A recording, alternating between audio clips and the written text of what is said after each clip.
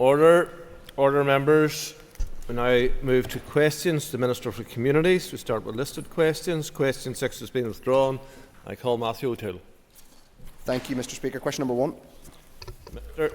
Mr. Speaker, I will be writing to executive colleagues before the end of September to outline the next steps in developing the anti-poverty strategy.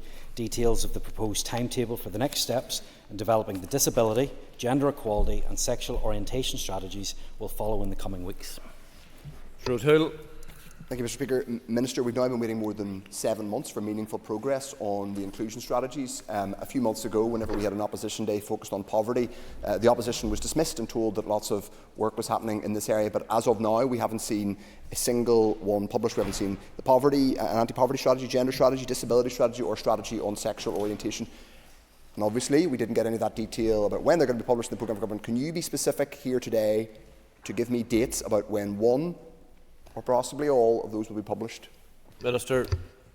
Mr. Speaker, just because you don't see the work going on doesn't mean that the work isn't taking place, and that work has been happening. And as I outlined in the answer, perhaps he had already prepared a supplementary question before he'd listened to the answer to the first question. I was very clear in saying that I will be writing to executive colleagues before the end of September. I also don't accept what he's saying in relation to the programme for government.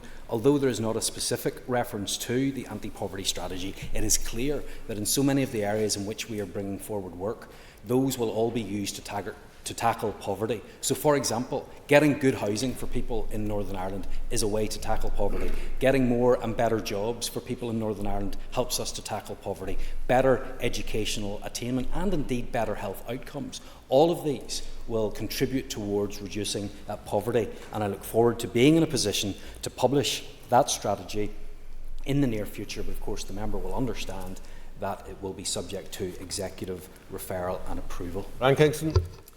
Thank you, Mr. Speaker. And I wish to ask the Minister, given the rise in poverty with the cost of living crisis, will he commit to prioritising the anti-poverty strategy? Minister. Absolutely, Mr. Speaker. Not just because there is a legal duty on me, as there have been on all of my predecessors since 1998, but this is an issue that we need to tackle. It is something that we need to see real progress on, because too many of our people are out of work, too many of our people are living in poverty, and we need to do everything in our power to change that. That's something that I am committed to doing, and I'm taking concrete steps to make sure that greater progress has been made on this issue than at any other time in the past. Shamra Holland. And thank you, Minister. So given the deadline that you've spoken about, and we had in our DSC key deliverables plan for 24-25, are there any initiatives that are currently being discussed to actually try and combat that level of poverty that is increasingly rising? Minister.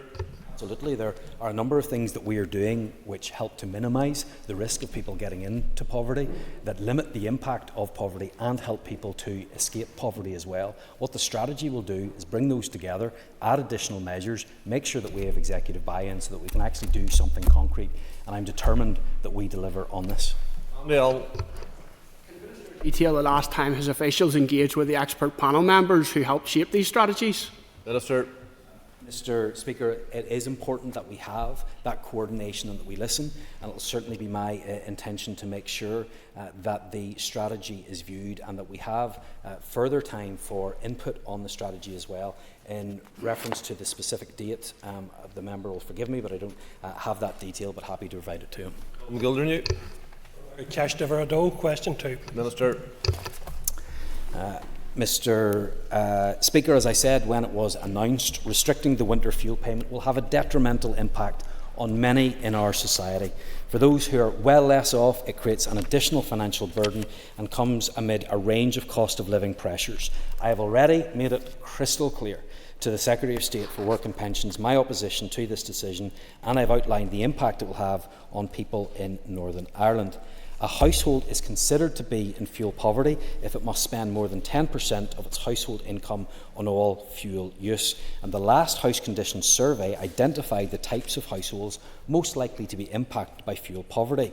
And this reported that 31% of households with one or more people of pensionable age are likely to be in fuel poverty.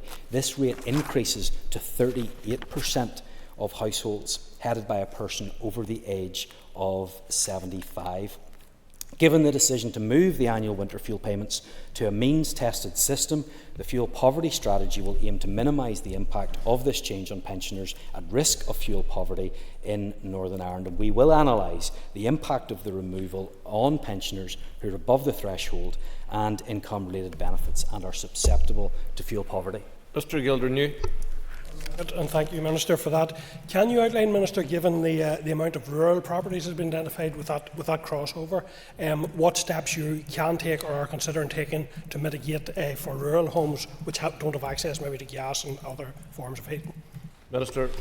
Mr Speaker, it absolutely is the case that rural homes are affected even more by fuel poverty, and it's something I think I addressed in my response to Deborah Erskine last week, actually. And we are, of course, going to see that reflected not just in the fuel poverty strategy, but also in the energy strategy that is brought forward. How do we tackle fuel poverty? It's not just about raising incomes, it's making sure that people spend less of their income or have to spend less of their income on heating their homes, and that's where energy efficiency in particular is very important. Leanne Forsyth. Mr Speaker, can the Minister ensure that the fuel poverty strategy reflects the cuts to the payments by the Labour government? Minister.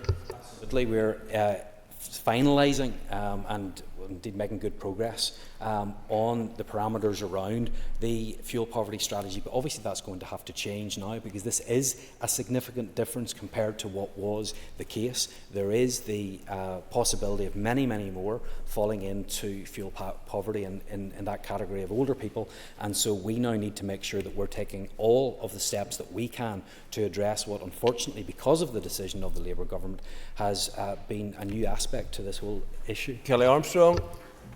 Mr Speaker, and thank you to the Minister. Minister, could I just ask, when it comes down to the winter fuel payments, we know that have affordable rent or warmth is very important. Can I confirm, or can you confirm that the Housing Executive then will direct at pensioners who live in homes that have not yet been retrofitted will be targeted first with that scheme in order to make their heat as affordable as possible? It's absolutely an issue that I will be raising with the Housing Executive at our next meeting, and I will be encouraging them to take all the steps that they can to make sure that we are identifying and helping those who are going to be most affected by this decision. Mark Durkan. Thank you, Mr Speaker. Thank the Minister for his answers thus far.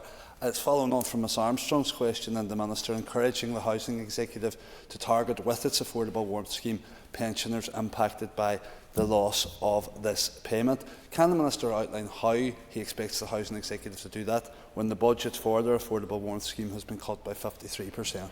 Minister. Of course, I'm actually grateful to the member for raising this issue, because it is right that we identify the serious budgetary situation that we find ourselves in, and why I will continue, and I hope that the member will also continue to press for that additional funding for these key schemes and strategies that my department implements, which actually have an impact on reducing so many of the societal problems that we face. It's also why, in bringing forward a new a new fuel poverty strategy, that we will make sure we're looking at new and innovative ways in which that we are targeting that money and making sure that we're helping those most in need.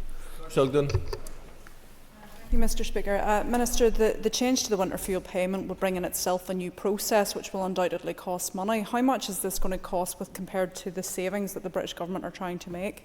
Minister.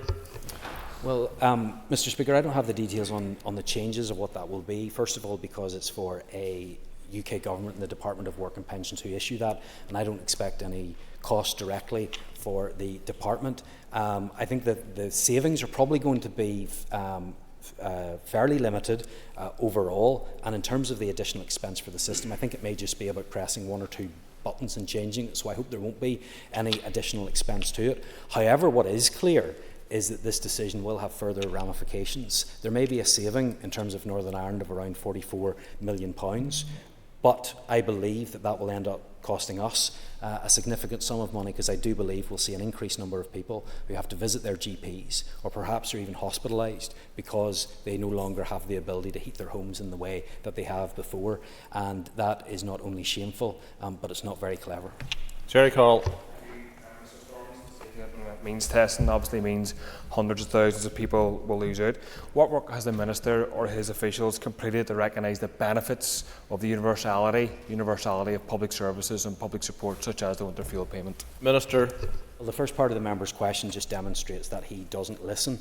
He claims that it was a decision for Stormont, but when we do not have the finances in order to keep the scheme going, to make that payment universal, and when we don't have the means to do it without having access to the DWP system, I don't really see how it can. The blame can be put at the door of the executive when we didn't have the ability to do those two things. But I am committed to doing what I can to make sure we support those who are in need.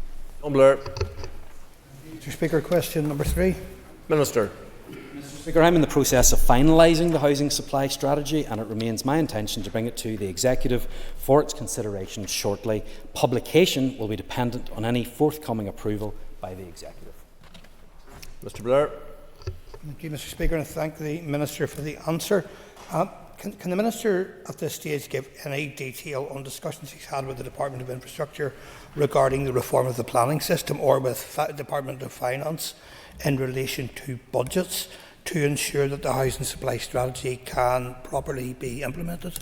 Mr. Speaker, I have had conversations with both the Minister for Finance and the Minister of Infrastructure. There are important issues raised here. First of all, planning is one of many issues that affects our ability to build homes. And I think that there are a number of ways in which we need to look at the way that we operate our planning system, in particular around response time from statutory consultees. And it was one of the issues in particular that I raised with the Infrastructure Minister, and the need to make sure that there is a way in which we can encourage the responses to come as quickly as possible, and if necessary perhaps we need to go beyond encouragement at times on those as well. In regards to the Minister for Finance, I have of course in many meetings that I have had with her emphasised the need for more investment in our social housing budget. I believe that it is incredibly important so that people can have a safe, secure and warm home, that we have the funds necessary to continue with the social housing development programme at the pace that we require, and I hope that those conversations will produce fruit. Ross Bradley. Mr. Speaker, can I ask the Minister in relation to housing supply across the regions, especially with infrastructure and water and sewage, what are the most important actions the Minister believes can be taken to improve housing supply right across Northern Ireland? Minister.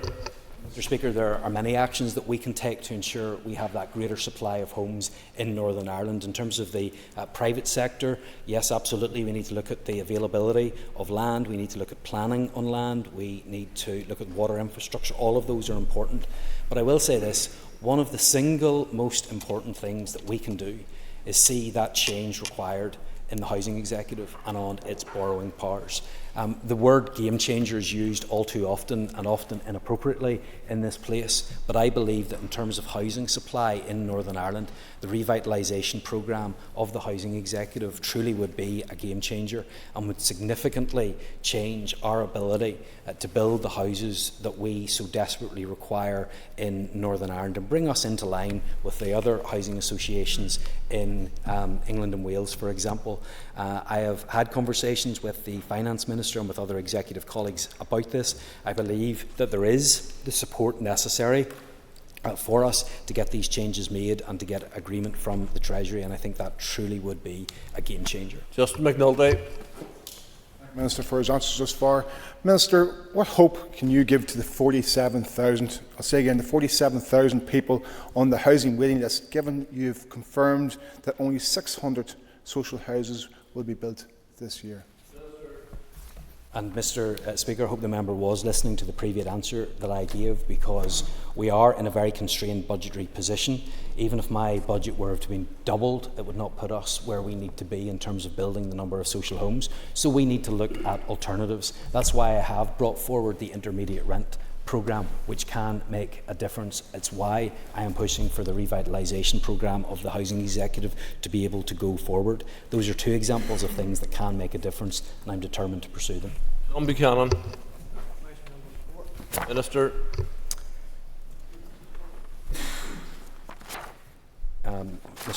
Speaker, I believe that this was going to be linked with question 13. Yes, thank you. The Northern Ireland Football Fund will provide investment for football at all levels. It's a key priority for me, and I'm committed to moving forward as quickly as possible, and my officials are continuing to push forward at pace. I want to roll out the funding as quickly as possible. However, it is important that funding is disbursed in a fair and transparent manner. I expect the first projects which will be taken forward under this fund will be identified by the end of this financial year. Mr Buchanan. Thank you, Mr Speaker. Thank you, Minister. And can I thank the Minister for his visit to West Tyrone in July, where he did see at first hand the tremendous work being done amongst the children and our young people in West Tyrone by the football clubs. But can the Minister ensure that grassroots football remains a commitment for the Northern Ireland Football Fund? Minister. Yes, it is critically important that we invest in grassroots infrastructure in Northern Ireland. Yes, of course, there is a huge need at performance level as well, but grassroots can't be forgotten. I appreciate and thank the member for his invite to West Tyrone. And like so many other clubs that I've visited right across Northern Ireland, you see the importance that they play in the local community and how they're helping more people get more active more often, which is a key priority in my department. And I can assure the member that I'll be doing everything that I can to make sure we get that funding out to those that need it. Lord Elliott. Thank you, Mr Speaker. And I thank the Minister for the answer. Just to declare an interest as being a chair of a NIFL football club. And I do welcome the Minister progressing the Northern Ireland Football Fund. But there was a business case fund launched by his department last October, which seemed to form an element of the Northern Ireland Football Fund. And I'm just looking for an update on that and if any clubs have progressed through that process yet. Minister. He will be aware of the first 10 clubs that were able to benefit from the business case funding. I recently announced a further 3 clubs in relation to the ability for them to get that funding that is needed, but I hope to be in a position to continue further on down the list and allow those who need it the funds that I will make available in order to progress the work so that they will be then able to apply for the programme. Liz Kimmins. And I thank the Minister for his answer so far. In terms of the grassroots element of the football fund, I've been meeting with groups over the summer who are willing for this to be open soon. Can the Minister therefore provide a timeline and when we can expect the grassroots element to be open, given that he had said we're hoping for letters of offer to go out for the new financial year 2025? Minister. So the performance clubs will be first, not overall, but in the performance element of it. And I hope that we'll be able to initiate those conversations in December time, with January being the application opening period. And then I hope in the new financial year, very soon, to allow grassroots clubs to apply. Nick Matheson. Mr Speaker, excuse me, I thank the Minister for his answer so far. Can the Minister confirm what steps he will take to ensure that funding is equitably distributed among communities and football groups across Northern Ireland? Minister. I've set out when I announced the Northern Ireland Football Club some of the criteria that clubs will be expected to adhere to. It certainly will be fair and equitable treatment, and importantly as well, it will be transparent. William Irwin. Question number 5, Mr Speaker. Minister. Mr Speaker, pensioners who are on a low income may be entitled to pension credit, which is a means-tested benefit for people over state pension age. On average, people on pension credit can be better off by around £4,400 per year and are also passported to other support such as help with housing costs, NHS costs and free TV licences for those over age 75. Winter fuel payments will continue to be paid to all pensioners who are in receipt of pension credit and meet the eligibility criteria. Pension credit recipients also receive cold weather payments of £25 per day for any 7-day period of very cold weather between November and the end of March each year. Pensioners on low incomes may be able to access support from my department's discretionary support service, which can include an interest-free loan to help with fuel costs. Mr Irwin. Thank the Minister for his response. And can I ask the Minister, can he advise if there has been any uptake in pension credit given the shocking announcement by the Labour government? Minister. Yes, Mr. Speaker, there has been, if you were to take August of 2024, there were 889 people in Northern Ireland who applied. That compares to 610 in the same period last year. In July, there were 663 this year compared to 526 last year. So we are seeing an uptick in the number of people applying for pension credit. And even only 2 weeks through this month, we've already had over 550 applications. So I would encourage members to continue to highlight the importance of pension credit and get people applying. I know it is a long process, but with the average uplift being £4,400, it's certainly worth it. Peter Ferguson. Speaker, and thank you to the Minister for his answers so far. Minister, you would agree that when it comes to financial support, the Affordable Warrant Scheme is really critical, particularly for our most vulnerable people and our pensioners on low income. Can the Minister outline whether this scheme is unable to continue for new applications, obviously due to the chronic and sustained underfunding from the British Government, and if so, what conversation has been had to support those vulnerable people that currently have applications in or that are currently being processed, or any new applications? Minister. With the UK Government, told them first of all about the need to change their mind on the winter fuel payment, and also to ensure that if that is not the case, that we have sufficient support for older people put in place, especially those that are most vulnerable. The Affordable Warmth Scheme is absolutely a lifeline to many people and makes long-lasting changes, not just for 1 year, and that's why I'll continue to do all that I can to make sure that we can keep that open, but also to make sure that we find a replacement for that scheme under our new fuel poverty strategy. Patsy McGlone. Question 7. Minister. My officials have been working to identify options to progress the expert panel's recommendations in the context of the current climate of financial constraint, and I will provide an update to members once this work has been completed. The Minister will be aware that this report was published in March 2022. It's now 30 months old. Could I ask the Minister at what stage are we going to have some sort of injection of maybe a bit of vitality into the decision-making process? It is a good scheme, but really there are a number of recommendations in the report which would be well worthwhile taking on board and implementing too. Absolutely, Mr. Speaker. It is incredibly important and a genuine lifeline for many, many people. We're currently working our way through the review, and some of the important recommendations have, of course, already been implemented, but as the member will be aware, others will require significant financial commitment. Question number 8, please. Minister. The Social Housing Development Programme is a 3-year rolling programme of planned social housing schemes based on the identification and analysis of housing need by geographical area. The formulation of the SHDP is shaped by the Housing Executive's strategic guidelines, which ensure that the programme targets those areas of greatest social housing need.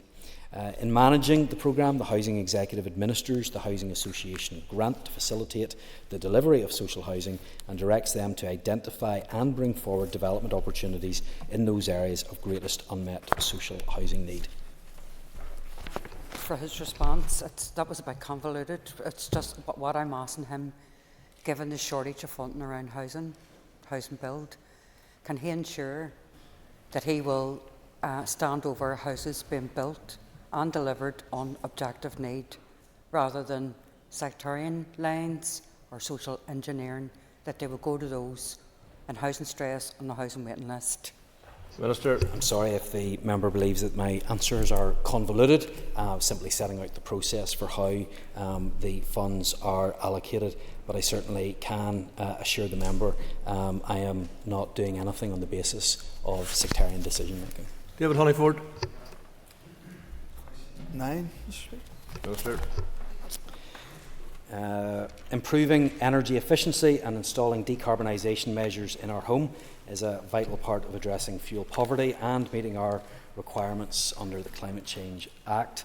My department is responsible for the Affordable Warmth Scheme that aims to assist low-income owner-occupiers and households in the private rented sector with an annual household income of less than £23,000. The scheme provides a range of energy efficiency measures, including loft, cavity wall and solid wall insulation, replacement of inefficient heating systems and replacement windows where appropriate. My officials are currently in the early stages of developing a new, more ambitious fuel poverty energy efficiency scheme for low-income households to replace the current affordable warmth scheme, which ends in 2026. Mr. Honeyford. Thank you, and thank the Minister for his answer. Can the Minister outline how he's going to meet the carbon goals in relation to housing, and outline how what needs to move as we move forward into the years ahead? Minister. Well, of course, Mr. Speaker, as we all know, this House passed the Climate Change Act that gave us the climate change targets, and those are going to be incredibly difficult for us to meet. Of course, they were beyond what was recommended by experts at that time, and we now have to live with the consequences of the decision that this place has made. But the schemes that I have outlined will contribute to net zero targets, and that's obviously important as residential decarbonisation is significant. But for me, what's more important is actually ensuring that people have a warm home to live in, and for me, that's where the real benefit comes from. Robbie Butler. Mr. Speaker. Minister. 249,600. Mr. Butler. I thank the Minister for his answer. It was in brevity, but 249,000 is an incredible number. It's a $250,000 almost. Could the Minister detail to us the concerns that he's raised about the disproportionate effect that it will have on pensioners in Northern Ireland, given that it is a disproportionate number? And will his department introduce a support scheme, like the previous emergency fuel payment scheme, to assist householders in need? Minister. Well, yes, I have raised this and highlighted the impact with UK government ministers on a number of occasions, with ministers from the NIO, different ministers within DWP and elsewhere. To put this number into context, that's over 80% of pensioners in Northern Ireland. So these are not just the rich, these are not just the millionaires, these are not just people that can easily afford it. There are many, many people just above the threshold who are going to be significantly impacted by this decision. In terms of mitigation against this, we will certainly do what is in our power. We need to await to see what Barnett consequentials might be available from this, and then we need to make sure that we're helping those who are in need. Mr. Galson. Minister.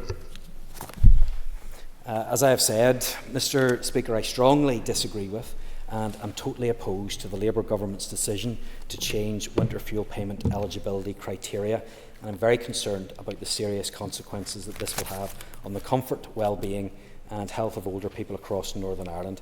I circulated a paper for executive discussion detailing the implications of the changes to the winter fuel payment following the Chancellor's statement.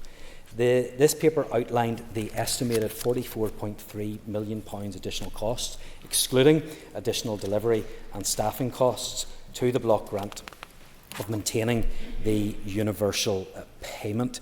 The paper also estimated the £5 to £8 million cost of delivering an appropriate IT system to deliver universal winter fuel payments in Northern Ireland, and a further 20% of the development spend per annum for support and maintenance. The member will be aware that for me to stand still this year in the department necessitated an additional £130 million. I received £13 million. I have already had to make significant savings in this year, and I did not have the room in my budget to enable this payment to continue. However, as I've said on many occasions, not only did we not have the budget available, we didn't have the means to deliver through the absence of a suitable IT system. Mr. Gosson. For his answer, we've heard much talk about the problem with the computer system. Can I ask the Minister why that problem didn't arise when it came to the bedroom tax, when we broke parity there? Minister. Yes, because there was a longer lead-in period. Currently, the DWP are changing their system to allow for the changes that are taking place across the whole of the United Kingdom, and they did not have the capacity to allow us, and we asked, and the indications that were coming back were that this would not be possible.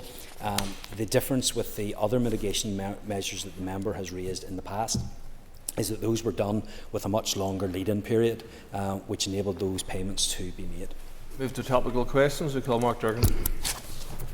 Thank you, Mr. Speaker. When and how did the Minister learn of the UK Government's decision not to fund the Casement Park project? Mr. Speaker, my private office was emailed at 6:32 p.m. on Friday evening, and that email was forwarded to my departmental email at 7 o'clock. Mr. Durkin. Thank the Minister for her answer. His answer, sorry. It would seem that this Minister, once again, is always the last to know. Given that we've heard in a statement just before question time from the Finance Minister that her officials learned on Wednesday that the British Government was to pause its funding commitments, does he not think it odd that, as Minister responsible for this project, he wouldn't be informed of that decision until more than 48 hours later? Minister. Well, Mr. Speaker, I can only reflect to the House what it is that actually happened in terms of the timings of this decision. What I will say is I think that it is inappropriate what has taken place with the government, to put it mildly, over the last week in terms of announcements that are made. I think that it is right and proper that the ministers are able to answer questions on this, and that they are able to speak to the media as well. And of course, neither of these things happened. Jerry Carroll. A lot of hand-wringing to try and distance you and the executive colleagues from the decision, your decision on the 30th of August at 3:30 on a Friday afternoon to try and cut the winter fuel payment. Maybe it's guilty conscience, I don't know. Do you regret making that decision? Minister. Mr. Speaker, I did communicate that with members as soon as I was in the position to do so. The urgent procedure request that I was granted was delivered to me, and I informed the Assembly as soon as I could. In terms of my own role in all of this, we were given the facts by the UK Government, and we were told of the changes that they were going to put in place. I was informed about how much that would cost after work done by my officials, and we were informed about the issues in and around the IT system as well. So we were left in the position where we were told that we didn't have the resources to continue this on, and we didn't have the means by which to take this on. So the member perhaps would have taken the approach of burying your head in the sand, pretending that this problem wasn't here. But it was made clear via officials that if we did not confirm our decision with the UK Government, then they would go ahead in changing the DWP system only for Great Britain, which would have meant that nobody in Northern Ireland would have had access to their winter fuel payments. So it's not a decision that the Executive were in any way pleased about. However, it's preferable to just sitting on our hands and letting everybody in Northern Ireland lose their winter fuel payment. Mr. Carroll. So the truth is you buckled with Keir Starmer and you could have stood strong against him, but you failed to do that, and you failed to listen to people impacted, hundreds of thousands of people impacted by this decision. Minister, what work has you, your officials or department carried out to work out how many excess winter deaths will occur as a result of this decision? Because make no mistake about it, that's going to be the result of this decision. Minister. So it really is very, very disappointing that the member simply cannot understand what it is that I am saying to him. It's very straightforward and very simple, and it's very concerning that an MLA, someone that sits in this House, is unable to process that information and understand it and just parrots what it is that he does. I do share concerns that have been expressed by many about the impact that this will have on people right across Northern Ireland. This decision was sent to us the decision by the UK Government was given to us at very, very late notice. We did not have time to put in those sorts of assessments, but unfortunately, neither has the government. I don't think it's because they didn't have time. They haven't bothered. They haven't bothered to put together an impact assessment on how this will affect the most vulnerable in our society, and I believe that that is shameful. So I'm actually going to do everything in my power to make sure that we can get extra funding where available, where we can support those that are in need, that we will use our existing programmes to support people. Unfortunately, in Mr. Carroll, we have a member who doesn't even understand the process. Harry Harvey. Thank you, Mr. Speaker, and thank you, Minister. Minister, what plans do you have to ensure that we adequately celebrate and recognise phenomenal achievements by all our Northern Ireland athletes at both the Olympics and the Paralympics? Minister. Well, I'm grateful to the member for the question, and I know that he has an interest in this, with a gold medal winner coming from his own constituency, and I was delighted to be able to celebrate with Rhys and Jack and others that evening. And I'm pleased, Mr. Speaker, to be able to say that there will be a celebration event for all of our athletes, as well as not just those who were medal winners. It's absolutely right that we celebrate their achievements, and that event will be in the SSE Arena. And Mr. Speaker, I may even invite all members here as well, so that we can all celebrate together. Mr. Harvey. Thank you, Minister. And could you also provide us with an update on how you can ensure there's a real legacy from the success of our athletes going forward? Minister. Yes, because although it is right that we celebrate the amazing achievements of our Olympians, I think it's also appropriate that we set in place all that is necessary so that we can have a real and lasting legacy from these incredible games. We need to make sure that we are directing the proper resources towards those performance athletes, but also the grassroots as well, so that we can build up for the future. So I know we all want to celebrate the amazing achievements, but let's make sure that we also build a legacy for the future, and I will play my role in that. In previous answers, the Minister has referenced the fuel poverty strategy. Can the Minister therefore give us a definitive date as to when we can see that strategy coming forward? Minister. Unfortunately, I'm not able to give a definitive date on that because it will be subject to executive approval, but I can reassure the member that we have progressed with this at pace. As I have said, we have done more on this than has been done for some time, and I'm looking forward to being able to share that as soon as possible. Mr. Allen. Minister, like other members and myself, is being contacted on an almost daily basis by households who are struggling to heat their homes. Can the Minister therefore give a guarantee that the fuel poverty strategy will be truly cross-departmental and it will have meaningful and tangible outcomes that will be felt by those households struggling to heat their homes? Minister. Yes, absolutely, because it will only be successful if it is cross-departmental. Energy has a large role to play in this. Infrastructure will have its role. Health, in my view, absolutely has a role as well. So not only would it be beneficial for it to be executive-wide, it's necessary. William Irwin. Thank you, Mr. Speaker. Can the Minister update us on the USNI Cultural Working Group, please? Minister. Mr. Speaker, I've been really impressed with the commitment and dedication shown by those who are members of the USNI Cultural Working Group. There has been excellent work done in terms of collaboration with the United States. There has been good collaboration between museums, NI, and the Smithsonian, between PRONI and with the National Archives as well. And I look forward to being in a position to announce more on that very, very soon. But I think it's also really important that we take advantage of the 250th anniversary of the signing of the Declaration of Independence and make sure that Northern Ireland remembers, recognises its role in that part of the history of the United States. Mr. Irwin. Thank the Minister for his response.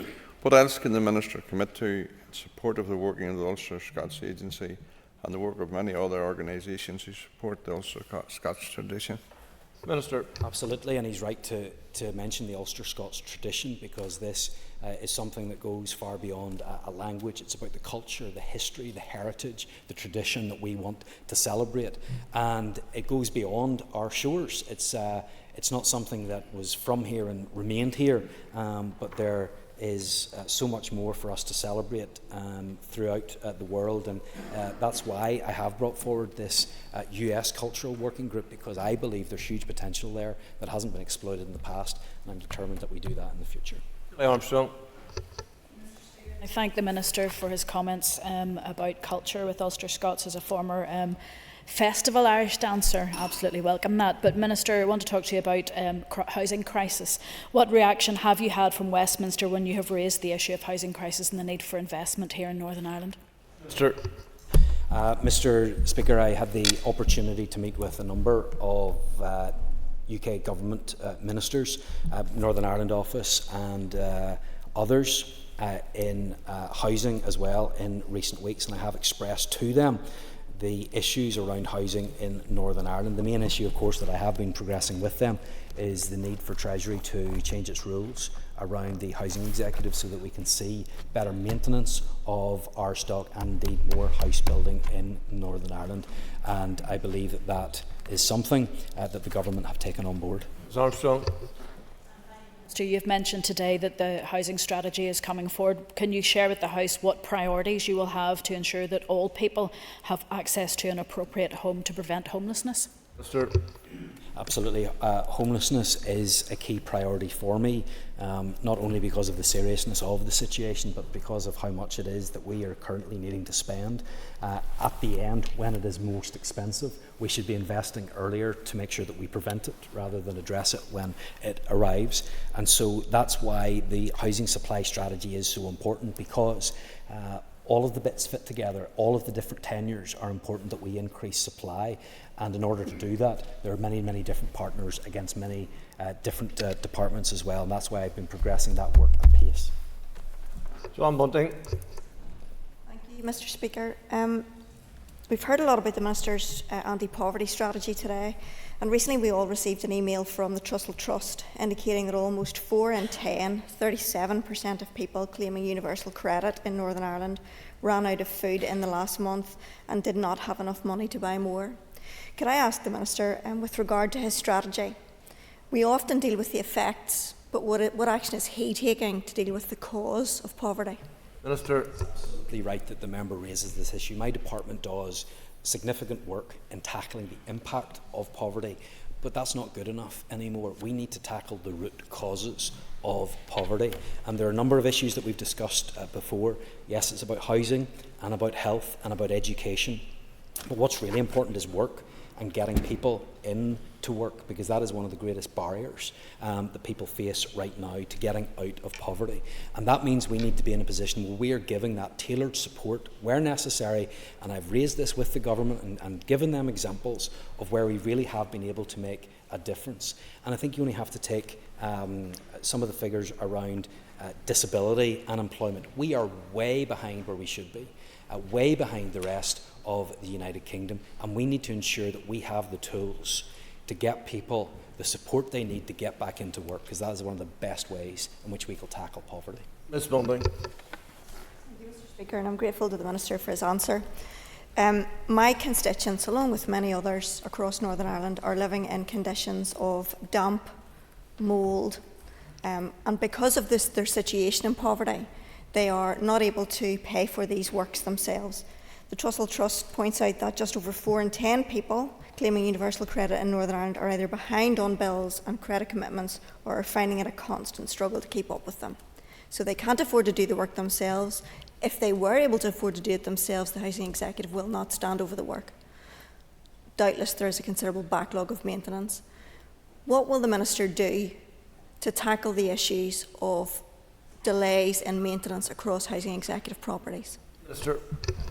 These are serious issues, and can I encourage the member to feel free to come to me if there are specific examples that she thinks that I can help her with. But in terms of those other more wider issues, what can we do to help? I think when she mentions the housing executive, it reiterates why it is so important that we ensure that the housing executive gets the powers that it needs to borrow against its assets to make improvements in the homes that we are talking about. And this will save us money later on. I say this again and again. If we can prevent at an earlier stage, we will end up saving not just money, but a lot of grief for people as well. That's why we need to make sure that this is changed and that we have the proper investment. Revitalisation is the way for us to do that. John Blair.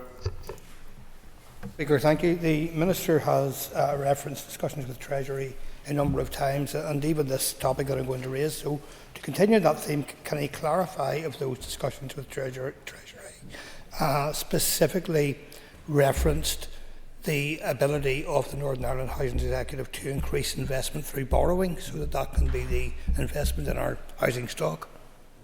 That is the issue that I was talking about. We need to make sure that the rules are changed with Treasury so that we can see that borrowing against our own stock and not only improve the properties, ones like Ms Bunting was talking about, but also ensure that we can build more homes as well, and that's exactly what I was referring to.